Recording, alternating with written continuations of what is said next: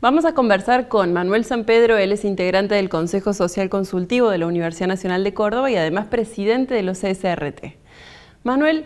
vos vas a estar involucrado en la reforma de educación superior. Contame específicamente cuál va a ser tu rol. Bueno, yo soy integrante del Consejo Social Consultivo, que es un órgano de consulta del rectorado que involucra a diferentes personas provenientes de diferentes ámbitos de la sociedad civil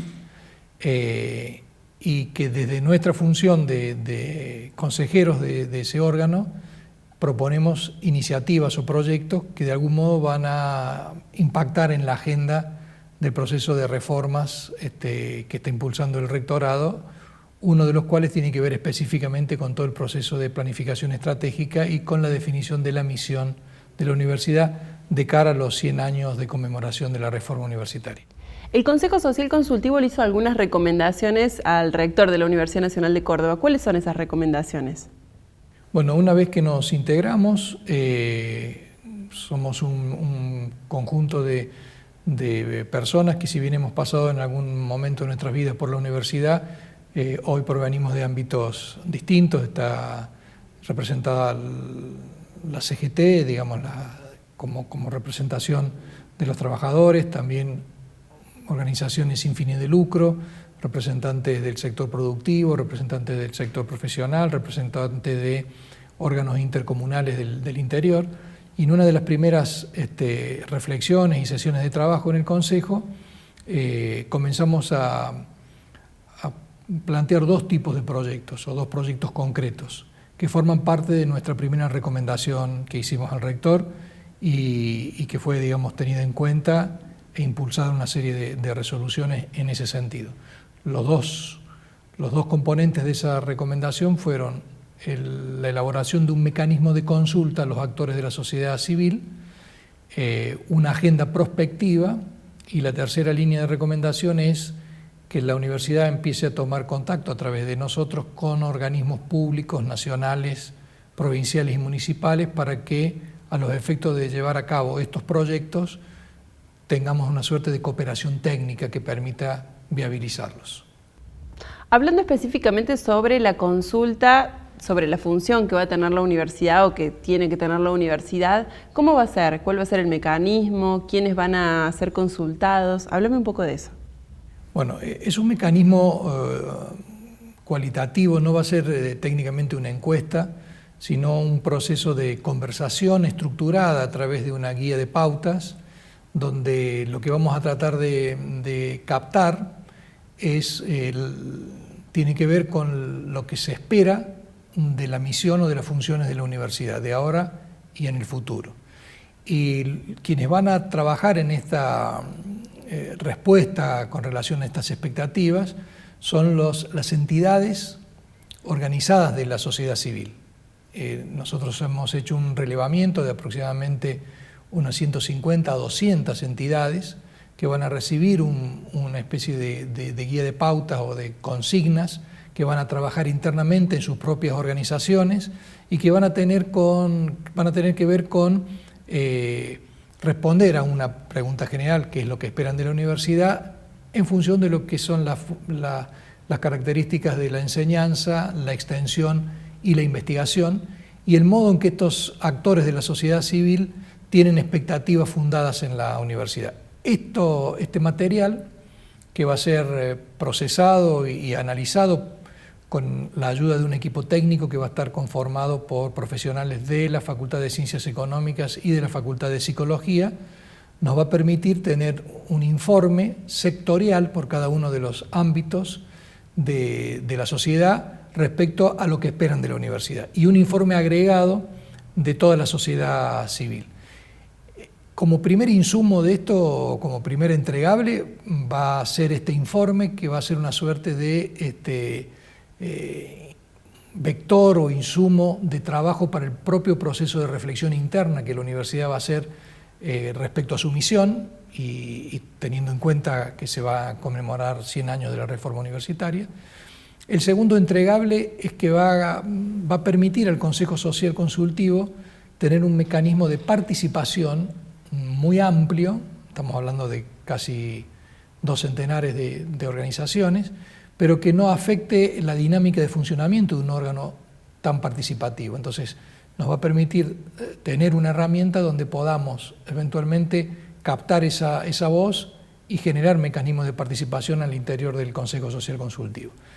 Y el tercer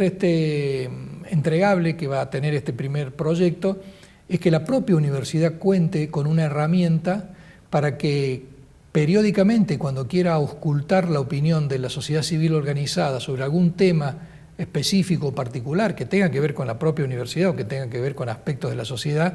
tenga ya un protocolo, una metodología en la cual recurra al Consejo Social Consultivo para que sea el órgano ejecutor de esta captación, de esta voz estructurada de la sociedad civil respecto a agenda de preocupaciones que tenga la propia universidad. Bueno, entonces hagamos un repaso. La primera recomendación que ustedes le hicieron es la consulta sobre la función que debe tener la universidad, y la segunda recomendación tiene que ver con la Agenda Prospectiva 2016-2030. Hablemos un poco de esta agenda, cómo va a ser, pero quizá la primera pregunta sea ¿qué significa una agenda prospectiva, la palabra prospectiva? Bien, prospectiva es una disciplina que ha venido cada vez más desarrollándose en virtud de la aceleración de los cambios tecnológicos, demográficos, culturales, económicos, políticos, y el modo en que todo proceso de planificación institucional requiere cierta inteligencia de anticipación.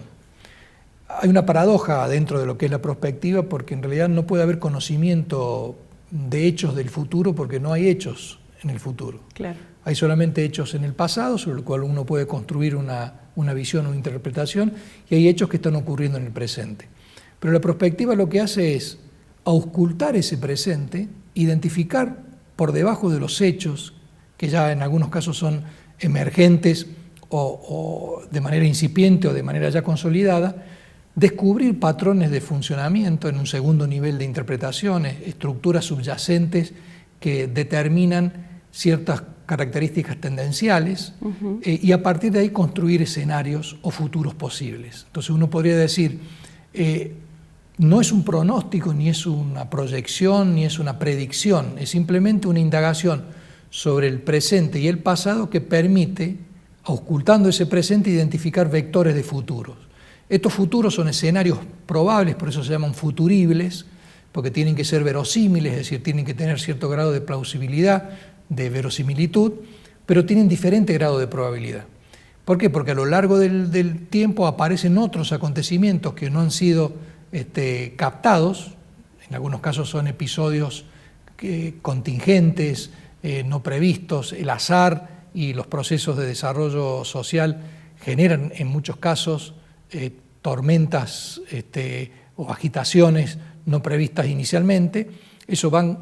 cambiando esa configuración, y por eso se tienen que hacer de manera periódica revisiones para ver si los futuribles, que son estos escenarios probables que uno ha anticipado, tienen verosimilitud o están siendo de algún modo corroborados. Y la nueva generación de prospectiva, que se llama la prospectiva de tercera generación, ya no solamente insta a esa capacidad de visionar o de construir visiones futuras, sino de construir futuros. Es decir, la construcción social de futuro, definiendo el futuro no como algo que está por venir, ni algo que surge del devenir del pasado, sino algo en el cual se puede construir socialmente. Esta es el aporte que una agenda de prospectiva debería tener, es decir, captar información u opinión experta o relevante de unos 50 temas que nosotros vamos a indagar. Vamos a armar paneles de expertos o de referentes en un número de 300, jugando con 200 años del centenario de la independencia y 100 años de la reforma. Entonces vamos a buscar 200 referentes o fuentes de conocimiento de la propia universidad y 100 externos, también para tener este equilibrio que también es importante, no solamente la visión endogámica, reunirlos por paneles cada 50 temáticas y hacerles básicamente 3 tipos de preguntas. ¿Esos son los distintos niveles de la prospectiva? No. Claro, en cada una de las preguntas ellos van a tener que aplicar los 3 niveles de la prospectiva. Para contestar cada pregunta van a tener que indagar sobre la superficie de los hechos o acontecimientos que están aconteciendo, indagar en el segundo nivel, que son las estructuras de los patrones y las tendencias que están detrás de los hechos, y descender hacia lo que es la construcción de escenarios. Las tres preguntas que nosotros le vamos a hacer es que identifiquen sucesos, tendencias, acontecimientos que están impactando en las sociedades actuales y que de hecho van a impactar aún más en las sociedades futuras, de tal modo de tener una especie de relevamiento de radar de las grandes tendencias que van a impactar en la sociedad en su conjunto, en los aspectos demográficos, culturales, económicos, políticos, sociales, biológicos, etc. El segundo nivel de indagación va a ser sobre la identificación de ese conjunto de sucesos o acontecimientos que van a impactar, de qué modo otras sociedades, otras comunidades están procesando estos cambios, o están interviniendo sobre ellos, o están aprovechando en algunos casos si son oportunidades, o si se están defendiendo en el caso de que sean amenazas, para captar experiencia internacional relevante que permite eventualmente el tercer nivel de indagación, que es qué recomendaciones podría hacer este conjunto de referentes con relación a lo que serían políticas públicas, iniciativas de articulación público-privada,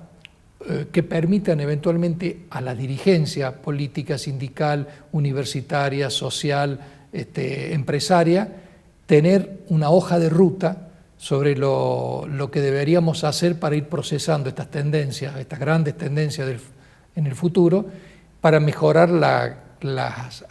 capacidades de convivencia de una sociedad, los criterios y los valores de equidad dentro de la misma, la igualación de oportunidades de acceso a una cantidad de bienes públicos y todos los desafíos que tienen las sociedades para eventualmente ir construyendo futuros mejores respecto a la sociedad o al momento en el cual se encuentran. Y que en definitiva los futuribles sean posibles, digamos. Exactamente, que tengamos cierta inteligencia de anticipación para que aquellos futuribles que uno espera no solamente sean posibles, sino que también encontremos nosotros posibilidad de construirlos. Claro. Es decir, que nos den un ámbito de intervención pública y privada que le permita a las instituciones jugar un rol activo en ese sentido. Para concluir, Manuel, me gustaría hablar un poco sobre un autor que vos has citado mucho este último tiempo en los seminarios sobre reforma de educación superior, y es Edgar Morin, que para la UNESCO habla de los saberes para la educación del futuro. ¿De qué se tratan esos saberes? Sí, la UNESCO le encargó a Edgar Morin, que es un filósofo francés especializado en lo que es lo que se llama pensamiento complejo, la tarea de identificar cuáles serían los saberes relevantes que la educación del futuro debería tener incorporada en toda agenda, digamos, educativa. Y Morin hace un relevamiento, identifica 7 saberes, algunos que son relativamente significativos. El primer que él menciona es el conocimiento del conocimiento, es decir, no solamente poner foco en difundir lo que se sabe, sino reflexionar sobre el fenómeno del conocimiento humano. Sobre todo identificando los procesos biológicos, sociales que lo construyen y que permiten de algún modo crear conocimiento donde al principio hay problemas, curiosidades, cosas no comprendidas, pero también sobre los límites de ese conocimiento, los errores que traen aparejado, las ilusiones que a veces genera el cierto endiosamiento del conocimiento, para también trabajar en comprender mejor las limitaciones del propio conocimiento. Pero hay otros saberes también, por ejemplo, un saber que está vinculado a la pertinencia del conocimiento. La fragmentación de los saberes, la hiperespecialización, a veces hace perder perspectiva de qué es pertinente, cuáles son los saberes y los conocimientos pertinentes para los problemas sociales, para los problemas de determinadas comunidades, de sociedades o incluso para los problemas globales. Entonces, es tan importante el conocimiento o el saber experto como el carácter pertinente de ese saber. Otro de los saberes que él propicia es el saber basado en la comprensión del otro, ¿no? Uno puede plantear que es necesario educar en la tolerancia, pero hay algo más importante que la tolerancia o la aceptación de la conducta del otro, sino lograr una comprensión en la alteridad, eso que no es explicable desde la propia visión autocéntrica, y de qué manera si uno puede comprender ese otro, y ese otro es muy amplio, puede ser un otro étnico, de grupo social, de género, de condición laboral, etc., implica una especie de bagaje de saberes que es muy necesario para lo que sería, digamos, una práctica civilizatoria en una convivencia, digamos, humanitaria. Después también otro de los saberes que él plantea es el carácter de pertenencia terrenal, romper un poco los conocimientos fragmentados en territorios geográficos y de regiones, que lleva en muchos casos a situaciones de lucha de poder territorial, y comprender que en general el hábitat más amplio de la civilización humana es todo el planeta, y todo lo que eso implica, digamos, desde el punto de vista del compromiso frente a esa conciencia planetaria. Otro de los saberes es la conciencia de la condición humana. Comprendernos no solamente como especie, sino también como integrante de un grupo civilizatorio que tiene, entre otras tareas, mejorar las condiciones de convivencia de toda la humanidad, crear condiciones para que emerjan ciertos compromisos intergeneracional, es decir, pensar no solamente en el disfrute, en la apropiación, en los niveles exactamente, de la calidad de vida de los que hoy estamos vivos, sino qué dejamos en cuanto a conciencia civilizatoria para las próximas generaciones. Bueno, estos son algunos de los saberes que Edgar Morin sugiere y ha sugerido para UNESCO que formen parte de cualquier agenda, digamos, educativa de cara al nuevo milenio que ya estamos transitando. Muchísimas gracias, Manuel, por haber compartido con nosotros sobre el trabajo de prospectiva que va a tener que hacer la Universidad Nacional de Córdoba de cara a la reforma de educación superior. Gracias.